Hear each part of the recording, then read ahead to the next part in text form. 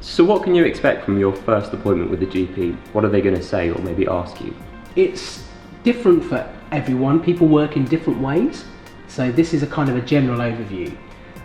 When you go and see your GP for the first time, it's important to remember that they're there to help you, okay?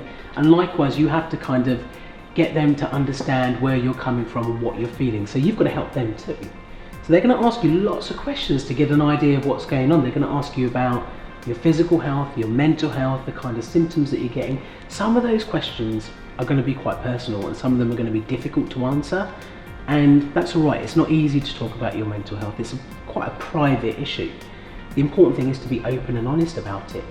Now, different GPs are going to be better at it or not so good at it. The important thing is to kind of work through it together and take that first step.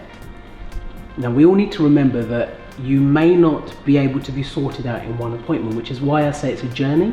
It's a start of a journey. It's a start of a process. You may need to go back. You may need to have other assessments done as well. You might not be able to just be sorted out straight away, but it's important to start that process. So what should you be saying or maybe asking your GP about your mental health? There's no one rule for everybody. If there's anything you don't understand, or if there's anything that you want clarified, you've got a right to ask. You've got a right to ask questions and you've got a right to an explanation. So if you've got questions about your condition or your diagnosis and what it means, it's important to ask, and how's it going to impact you? It's important to know those things. If you're going to be started on a treatment or some sort of therapy, it's important to ask, well, what are my options? What are the other things that I could explore?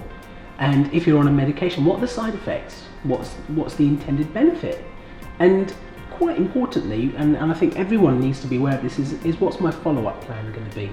Where do I go from here? Are you going to refer me to anybody else or do I need any other assessments? The important thing is anything you don't understand, just speak up because you've got a voice and it's important.